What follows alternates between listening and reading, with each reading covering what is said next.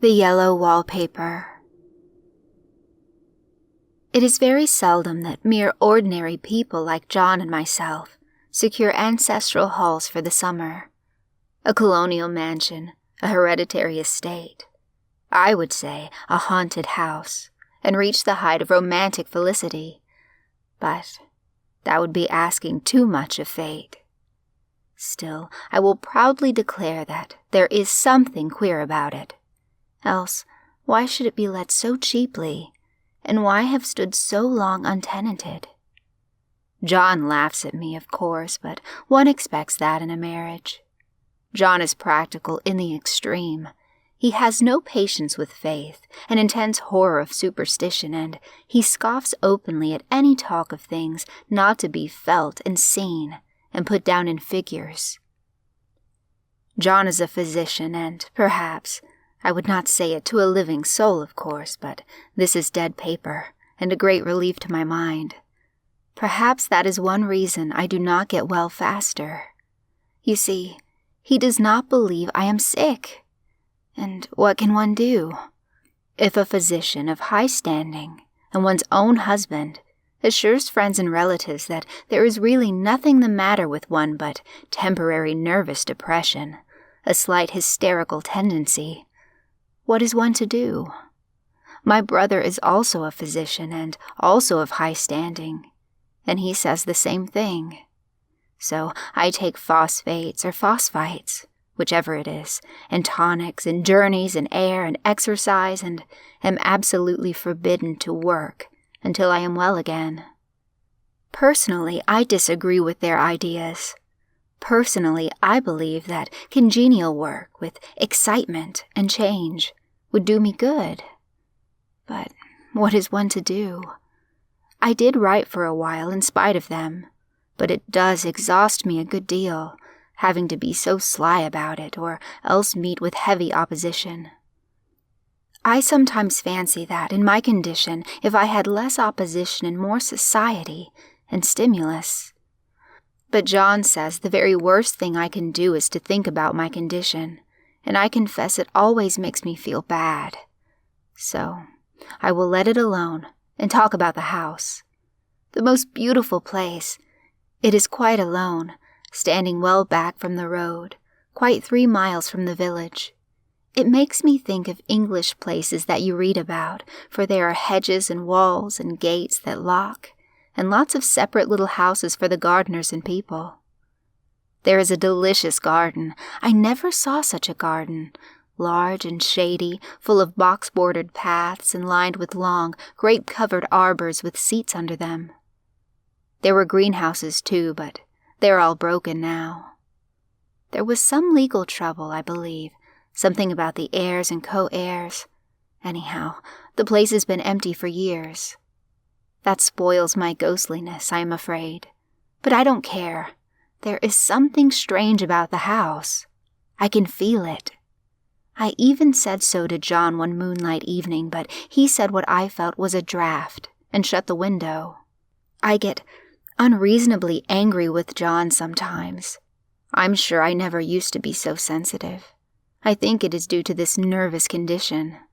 But John says if I feel so, I shall neglect proper self-control. So I take pains to control myself, before him at least, and that makes me very tired. I don't like our room a bit. I wanted one downstairs that opened on the piazza and had roses all over the window, and such pretty, old-fashioned chintz hangings. But John would not hear of it. He said there was only one window and not room for 2 beds, and no near room for him if he took another. He is very careful and loving, and hardly lets me stir without special direction. I have a scheduled prescription for each hour in the day. He takes all care from me, and so I feel basely ungrateful not to value it more. He said we came here solely on my account, that I was to have perfect rest and all the air I could get. Your exercise depends on your strength, my dear, said he, and your food somewhat on your appetite, but air you can absorb all the time. So we took the nursery at the top of the house. It is a big, airy room, the whole floor nearly, with windows that look all ways, and air and sunshine galore. It was nursery first, and then playground and gymnasium, I should judge, for the windows are barred for little children, and there are rings and things in the walls. The paint and paper look as if a boys' school had used it. It is stripped off, the paper, in great patches all around the head of my bed, about as far as I can reach, and in a great place on the other side of the room low down. I never saw a worse paper in my life. One of those sprawling, flamboyant patterns committing every artistic sin. It is dull enough to confuse the eye in following, pronounced enough to constantly irritate and provoke study, and when you follow the lame, uncertain curves for a little distance, they suddenly commit suicide, plunge off at outrageous angles, destroy themselves in unheard-of contradictions. The color is repellent, almost revolting, a smoldering, unclean yellow, strangely faded by the slow-turning sunlight. It is a dull, yet lurid orange in some places, a sickly sulphur tint in others. No wonder the children hated it. I should hate it myself if I had to live in this room long. There comes John, and I must put this away. He hates to have me write a word. We have been here 2 weeks, and I haven't felt like writing before, since that first day. I am sitting by the window now, up in this atrocious nursery, and there is nothing to hinder my writing as much as I please, save for lack of strength. John is away all day, and even some nights when his cases are serious. I am glad my case is not serious. But these nervous troubles are dreadfully depressing. John does not know how much I really suffer. He knows there is no reason to suffer, and that satisfies him. Of course it is only nervousness. It does weigh on me so not to do my duty in any way. I meant to be such a help to John, such a real zest and comfort, and here I am, a comparative burden already. Nobody would believe what an effort it is to do what little I am able, to dress and entertain and order things. It is fortunate Mary is so good with the baby, such a dear baby. And yet I cannot be with him. It makes me so nervous. I suppose John never was nervous in his life. He laughs at me so about this wallpaper. At first he meant to repaper the room, but afterwards he said that I was letting it get the better of me, and that nothing was worse for a nervous patient than to give way to such fancies. He said that, after the wallpaper was changed, it would be the heavy bedstead, and then the barred windows, and then that gate at the head of the stairs, and so on. "You know the place is doing you good," he said, "and really, dear, I don't care to renovate the house just for a 3 months' rental." "Then do let us go downstairs," I said. "There are such pretty rooms there." Then he took me in his arms and called me a blessed little goose, and said he would go down cellar if I wished, and have it whitewashed into the bargain. But he is right enough about the beds and windows and things. It is as airy and comfortable a room as anyone need wish, and, of course, I would not be so silly as to make him uncomfortable just for a whim. I'm really getting quite fond of the big room. All but that horrid paper. Out of one window I can see the garden, those mysterious deep-shaded arbors, the riotous old-fashioned flowers and bushes and gnarly trees. Out of another I get a lovely view of the bay and a little private wharf belonging to the estate. There is a beautiful shaded lane that runs down there from the house. I always fancy I see people walking in these numerous paths and arbors, but John has cautioned me not to give way to fancy in the least. He says that, with my imaginative power and habit of story-making, a nervous weakness like mine is sure to lead to all manner of excited fancies, and that I ought to use my will and good sense to check the tendency. So I try. I think sometimes that if I were only well enough to write a little, it would relieve the press of ideas and rest me. But I find I get pretty tired when I try.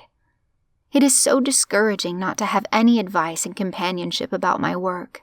When I get really well, John says we will ask Cousin Henry and Julia down for a long visit, but he says he would as soon put fireworks in my pillowcase as to let me have those stimulating people about now. I wish I could get well faster. But I must not think about that. This paper looks to me as if it knew what a vicious influence it had. There is a recurrent spot where the pattern lolls like a broken neck and two bulbous eyes stare at you upside down. I got positively angry with the impertinence of it and the everlastingness. Up and down and sideways they crawl, and those absurd, unblinking eyes are everywhere. There is one place where two breaths didn't match, and the eyes go all up and down the line, one a little higher than the other. I never saw so much expression in an inanimate thing before, and we all know how much expression they have. I used to lie awake as a child and get more entertainment and terror out of blank walls and plain furniture than most children could find in a toy store. I remember what a kindly wink the knobs of our big old bureau used to have, and there was one chair that always seemed like a strong friend. I used to feel that if any of the other things looked too fierce, I could always hop into that chair and be safe. The furniture in this room is no worse than inharmonious, however, for we had to bring it all from downstairs. I suppose when this was used as a playroom, they had to take the nursery things out, and no wonder. I never saw such ravages as the children have made here. The wallpaper, as I said before, is torn off in spots, and it sticketh closer than a brother. They must have had perseverance as well as hatred. Then the floor is scratched and gouged and splintered, the plaster itself is dug out here and there, and this great heavy bed, which is all we found in the room, looks as if it had been through the wars. But I don't mind it a bit, only the paper. There comes John's sister. Such a dear girl as she is, and so careful of me. I must not let her find me writing. She is a perfect, an enthusiastic housekeeper, and hopes for no better profession. I verily believe she thinks it is the writing which made me sick. But I can write when she is out, and see her a long way off from these windows. There is one that commands the road, a lovely, shaded, winding road, and one that just looks off over the country. A lovely country, too, full of great elms and velvet meadows. This wallpaper has a kind of sub-pattern in a different shade, a particularly irritating one, for you can only see it in certain lights, and not clearly then. But in the places where it isn't faded, and where the sun is just so, I can see a strange, provoking, formless sort of figure that seems to sulk about behind that silly and conspicuous front design. There's Sister on the stairs. Well, the 4th of July is over. The people are all gone and I am tired out. John thought it might do me good to see a little company, so we just had Mother and Nellie and the children down for a week. Of course, I didn't do a thing. Jenny sees to everything now.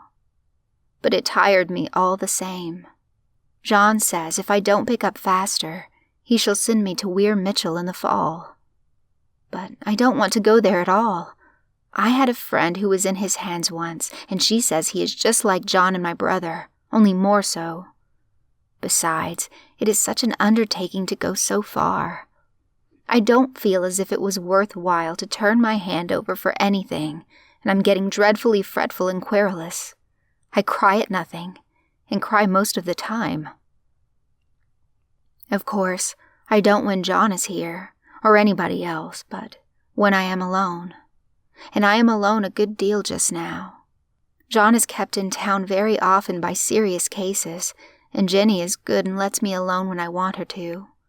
So I walk a little in the garden or down that lovely lane, sit on the porch under the roses, and lie down up here a good deal. I'm getting really fond of the room in spite of the wallpaper. Perhaps because of the wallpaper. It dwells in my mind so. I lie here on this great immovable bed, it is nailed down, I believe, and follow that pattern about by the hour. It is as good as gymnastics, I assure you. I start, we'll say, at the bottom, down in the corner over there, where it has not been touched, and I determine for the 1,000th time that I will follow that pointless pattern to some sort of a conclusion. I know a little of the principles of design, and I know this thing was not arranged on any laws of radiation, or alternation, or repetition, or symmetry, or anything else that I ever heard of. It is repeated, of course, by the breaths, but not otherwise. Looked at in one way, each breath stands alone, the bloated curves and flourishes, a kind of debased Romanesque with delirium tremens, go waddling up and down in isolated columns of fatuity. But, on the other hand, they connect diagonally, and the sprawling outlines run off in great slanting waves of optic horror, like a lot of wallowing seaweeds in full chase. The whole thing goes horizontally, too.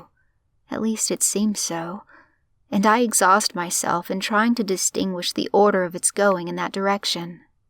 They have used a horizontal breath for a frisée, and that adds wonderfully to the confusion. There is one end of the room where it is almost intact, and there, when the cross lights fade and the low sun shines directly upon it, I can almost fancy radiation, after all. The interminable grotesques seem to form around a common center and rush off in headlong plunges of equal distraction. It makes me tired to follow it. I will take a nap, I guess. I don't know why I should write this. I don't want to. I don't feel able. And I know John would think it absurd. But I must say what I feel and think in some way. It is such a relief. But the effort is getting to be greater than the relief. Half the time now I am awfully lazy and lie down ever so much. John says I mustn't lose my strength, and has me take cod liver oil and lots of tonics and things, to say nothing of ale and wine and rare meat. Dear John, he loves me very dearly and hates to have me sick. I tried to have a real earnest, reasonable talk with him the other day and tell him how I wished he would let me go and make a visit to Cousin Henry and Julia. But he said I wasn't able to go, nor stand it after I got there, and I did not make out a very good case for myself, for I was crying before I had finished. It is getting to be a great effort for me to think straight. Just this nervous weakness, I suppose. And dear John gathered me up in his arms and just carried me upstairs and laid me on the bed and sat by me and read to me till he tired my head. He said I was his darling and comfort and all he had, and that I must take care of myself for his sake and keep well. He says no one but myself can help me out of it, that I must use my will and self-control and not let my silly fancies run away with me. There's one comfort. The baby is well and happy and does not have to occupy this nursery with the horrid wallpaper. If we had not used it, that blessed child would have. What a fortunate escape. Why, I wouldn't have a child of mine, an impressionable little thing, live in such a room for worlds. I never thought of it before, but it is lucky that John kept me here after all. I can stand it so much easier than a baby, you see. Of course, I never mention it to them any more. I am too wise, but I keep watch of it all the same. There are things in that paper that nobody knows but me, or ever will. Behind that outside pattern, the dim shapes get clearer every day. It is always the same shape, only very numerous. And it is like a woman stooping down and creeping about behind that pattern. I don't like it a bit. I wonder. I begin to think. I wish John would take me away from here. It is so hard to talk with John about my case because he is so wise and because he loves me so. But I tried it last night. It was moonlight. The moon shines in all around, just as the sun does. I hate to see it sometimes. It creeps so slowly and always comes in by one window or another. John was asleep, and I hated to waken him, so I kept still and watched the moonlight on that undulating wallpaper, till I felt creepy. The faint figure behind seemed to shake the pattern, just as if she wanted to get out. I got up softly and went to feel and see if the paper did move, and when I came back, John was awake. "What is it, little girl?" he said. "Don't go walking about like that. You'll get cold." I thought it was a good time to talk, so I told him that I really was not gaining here, and that I wished he would take me away. "Why, darling," said he, "our lease will be up in 3 weeks, and I can't see how to leave before. The repairs are not done at home, and I cannot possibly leave town just now. Of course, if you were in any danger, I could and would, but you really are better, dear, whether you can see it or not. I am a doctor, dear, and I know. You are gaining flesh and color, your appetite is better. I feel really much easier about you." "I don't weigh a bit more," said I, "nor as much, and my appetite may be better in the evening, when you are here, but it is worse in the morning when you are away." "Bless her little heart," said he with a big hug. "She shall be as sick as she pleases. But now let's improve the shining hours by going to sleep, and talk about it in the morning." "And you won't go away?" I asked gloomily. "Why, how can I, dear? It is only 3 weeks more, and then we will take a nice little trip of a few days while Jenny is getting the house ready. Really, dear, you are better." "Better in body, perhaps," I began, and stopped short, for he sat up straight and looked at me with such a stern, reproachful look that I could not say another word.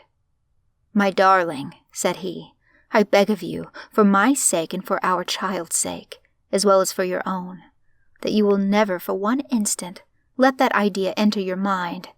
There is nothing so dangerous, so fascinating to a temperament like yours. It is a false and foolish fancy.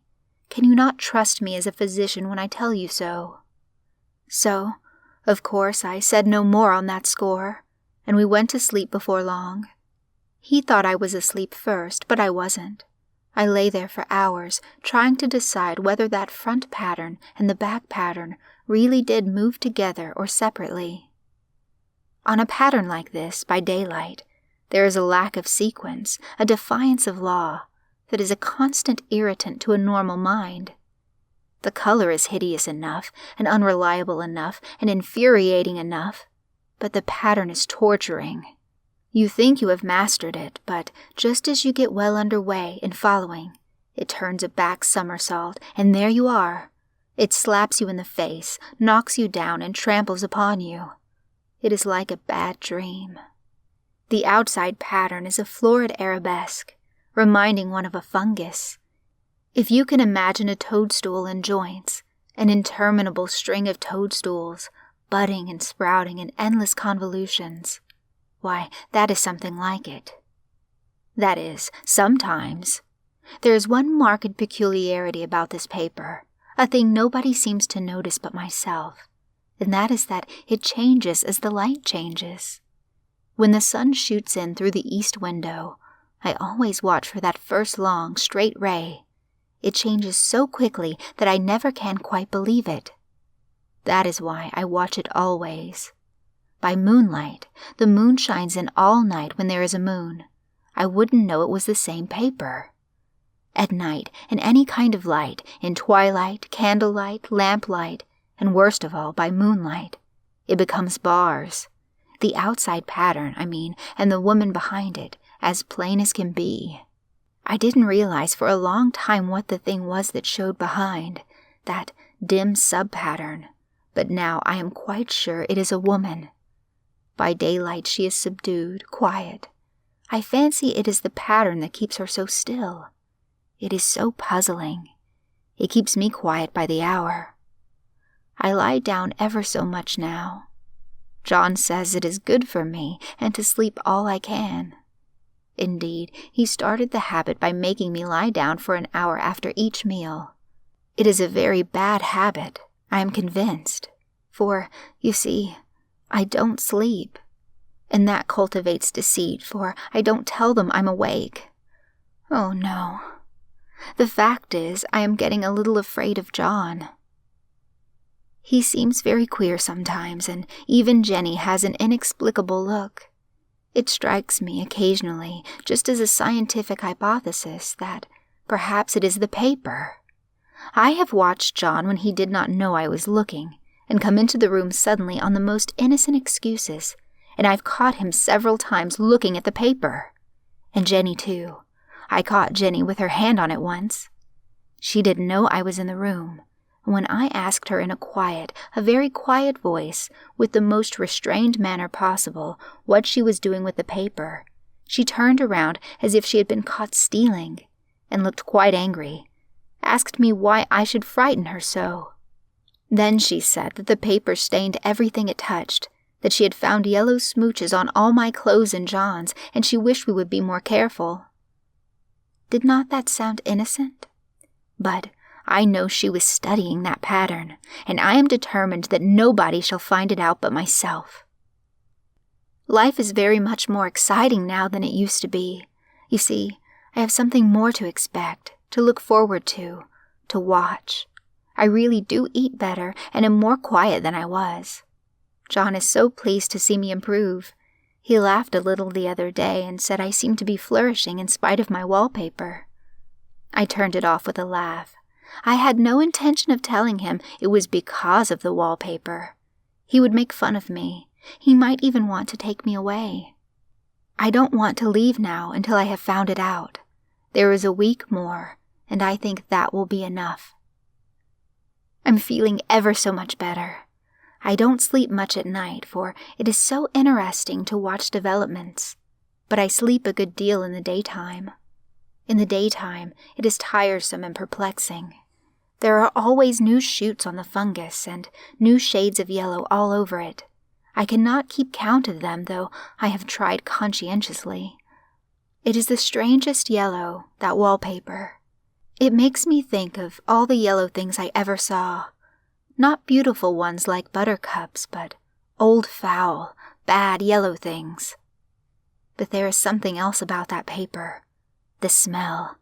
I noticed it the moment we came into the room, but with so much air and sun it was not bad. Now we have had a week of fog and rain, and whether the windows are open or not, the smell is here. It creeps all over the house. I find it hovering in the dining room, skulking in the parlor, hiding in the hall, lying in wait for me on the stairs. It gets into my hair. Even when I go to ride, or if I turn my head suddenly and surprise it, there is that smell. Such a peculiar odor, too. I have spent hours in trying to analyze it, to find what it smelled like. It is not bad, at first, and very gentle, but quite the subtlest, most enduring odor I ever met. In this damp weather it is awful. I wake up in the night and find it hanging over me. It used to disturb me at first.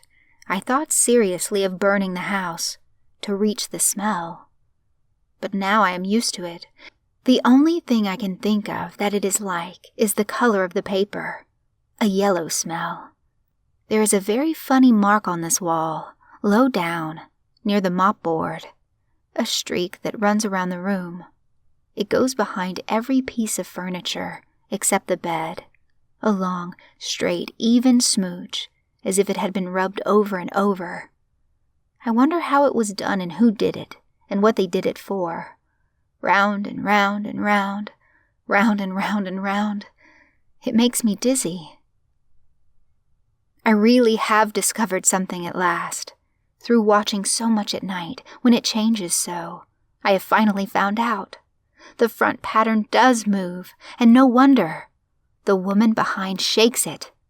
Sometimes I think there are a great many women behind, and sometimes only one. And she crawls around fast, and her crawling shakes it all over. Then, in the very bright spots, she keeps still, and in the very shady spots she just takes hold of the bars and shakes them hard.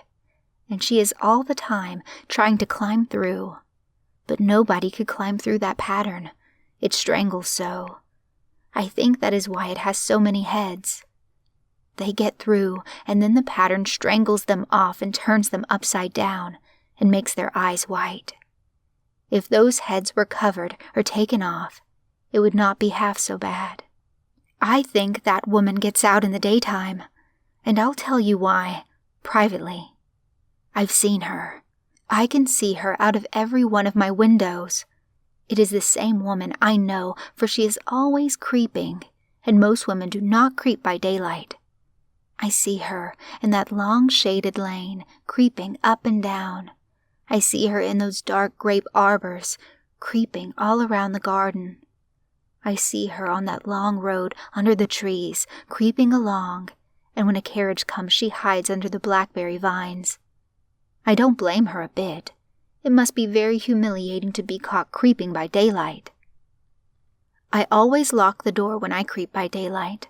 I can't do it at night, for I know John would suspect something at once. And John is so queer now that I don't want to irritate him.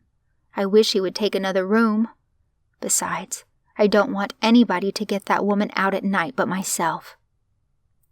I often wonder if I could see her out of all the windows at once. But turn as fast as I can only see out of one at a time. And though I always see her, she may be able to creep faster than I can turn. I have watched her sometimes, away off in the open country, creeping as fast as a cloud shadow in a high wind. If only that top pattern could be gotten off from the under one. I mean to try it, little by little. I have found out another funny thing, but I shan't tell it this time. It is not due to trust people too much. There are only 2 more days to get this paper off, and I believe John is beginning to notice. I don't like the look in his eyes. And I heard him ask Jenny a lot of professional questions about me. She had a very good report to give. She said I slept a good deal in the daytime. John knows I don't sleep very well at night, for all I'm so quiet. He asked me all sorts of questions, too, and pretended to be very loving and kind, as if I couldn't see through him. Still, I don't wonder he acts so, sleeping under this paper for 3 months. It only interests me, but I feel sure John and Jenny are secretly affected by it. Hurrah! This is the last day. But it is enough. John is to stay in town overnight and won't be out until this evening. Jenny wanted to sleep with me, the sly thing, but I told her I should undoubtedly rest better for a night all alone. That was clever, for really I wasn't alone a bit. As soon as it was moonlight, and that poor thing began to crawl and shake the pattern, I got up and ran to help her. I pulled and she shook, I shook and she pulled, and before morning we had peeled off yards of that paper. A strip about as high as my head and half around the room. And then, when the sun came and that awful pattern began to laugh at me, I declared I would finish it today. We go away tomorrow, and they are moving all my furniture down again to leave things as they were before. Jenny looked at the wall in amazement, but I told her merrily that I did it out of pure spite at the vicious thing. She laughed and said she wouldn't mind doing it herself, but I must not get tired. How she betrayed herself that time. But I am here, and no person touches this paper but me. Not alive. She tried to get me out of the room. It was too patent. But I said it was so quiet and empty and clean now that I believed I would lie down again and sleep all I could, and not to wake me even for dinner. I would call when I woke. So now she is gone, and the servants are gone, and the things are gone, and there is nothing left but that great bedstead nailed down with the canvas mattress we found on it. We shall sleep downstairs tonight and take the boat home tomorrow. I quite enjoy the room. Now it is bare again. How those children did tear about here. This bedstead is fairly gnawed. But I must get to work. I have locked the door and thrown the key down into the front path. I don't want to go out, and I don't want to have anybody come in till John comes. I want to astonish him. I've got a rope up here that even Jenny did not find. If that woman does get out and tries to get away, I can tie her. But I forgot I could not reach far without anything to stand on. This bed will not move. I tried to lift and push it until I was lame, and then I got so angry I bit off a little piece at one corner, but it hurt my teeth. Then I peeled off all the paper I could reach standing on the floor. It sticks horribly, and the pattern just enjoys it. All those strangled heads and bulbous eyes and waddling fungus growths just shriek with derision. I am getting angry enough to do something desperate. To jump out of the window would be admirable exercise, but the bars are too strong even to try. Besides, I wouldn't do it. Of course not. I know well enough that a step like that is improper and might be misconstrued. I don't like to look out of the windows even. There are so many of those creeping women, and they creep so fast. I wonder if they all come out of that wallpaper, as I did. But I am securely fastened now by my well-hidden rope. You don't get me out in the road there. I suppose I shall have to get back behind the pattern when it comes night, and that is hard. It is so pleasant to be out in this great room and creep around as I please. I don't want to go outside. I won't, even if Jenny asks me to. For outside you have to creep on the ground and everything is green instead of yellow.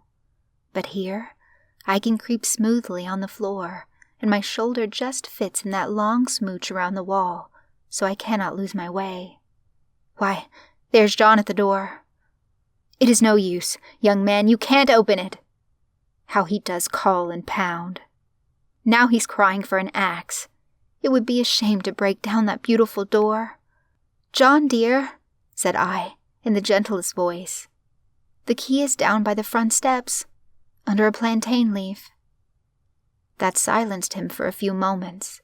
Then he said, very quietly indeed, Open the door, my darling. I can't, said I. The key is down by the front door, under a plantain leaf. And then I said it again, several times, very gently and slowly, and said it so often that he had to go and see, and he got it, of course, and came in. He stopped short by the door. What is the matter? He cried. For God's sake, what are you doing? I kept on creeping just the same, but I looked at him over my shoulder. I've got out at last, said I, in spite of you and Jane, and I've pulled off most of the papers so you can't put me back. Now, why should that man have fainted? But he did, and right across my path by the wall, so that I had to creep over him every time.